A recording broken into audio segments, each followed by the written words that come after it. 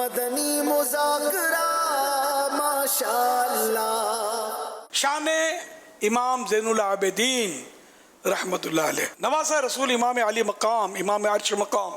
امام حمام، امام تشنا کام، سید الشہداء حضرت امام حسین رضی اللہ تعالیٰ عنہ کے دوسرے شہزادے، پہلے بڑے شہزادے 18 سالہ حضرت علی اکبر، یہ بھی کربلا میں تھے لیکن یہ ان سے چھوٹے تھے، حضرت علی اکبر سے امام زین العابدین، اس لیے ان کو علی اوسط کہتے تھے، درمیانے علی، کہ تینوں بیٹوں کا،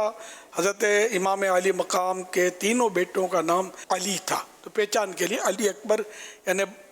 سب سے بڑے علی، ان تینوں میں سب سے بڑے علی، اور یہ علی اوسط امام زین العابدین۔ زین العابدین ہمارے نام رکھا جاتا ہے، زین العابدین ایکچولی لقب ہے، نام نہیں ہے۔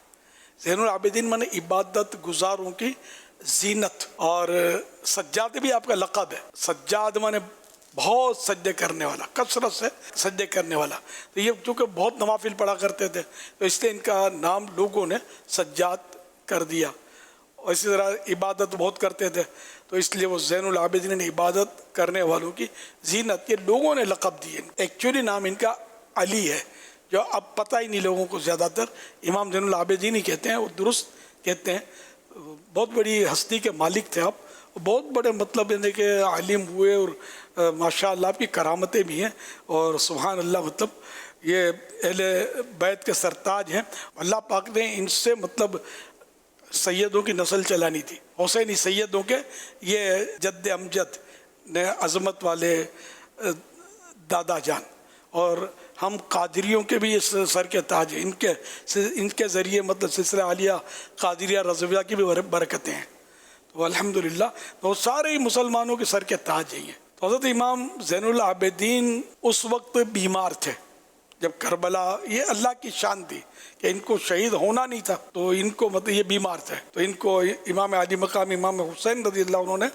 میدان میں جانے کی اجازت نہیں دی۔ کربلا کے اس واقعے کے بعد کئی سال حیات رہے ظاہری طور پر بھی، اور بڑے غمزدہ تھے کیونکہ انہوں نے یہ سب مناظر اپنی آنکھوں سے دیکھے تھے، تو ظاہر کہ یہ خیالات کیسے ہٹیں، تو یوں مطلب وقتاً فوقتاً آنکھوں سے آنسو جاری ہو جاتے تھے، اور مطلب دنیا میں بہت زیادہ رونے والوں کی کچھ تعداد ہے، امام زین العابدین بھی ان میں سے ایک بتائے جاتے ہیں کہ یہ بھی بہت روتے تھے۔ تو بہرحال یہ کہ یہ حضرت امام زین العابدین رحمت اللہ علیہ تو یہ تابعی بزرگ تھے، اور آپ نے کئی صحابہ کرام علیہم الرضوان سے حدیثیں بھی روایت کی ہیں، اللہ رب العزت کی آپ پر رحمت ہو اور آپ کے صدقے ہماری بے حساب مغفرت ہو۔ صلو علی الحبیب صلی اللہ علی محمد۔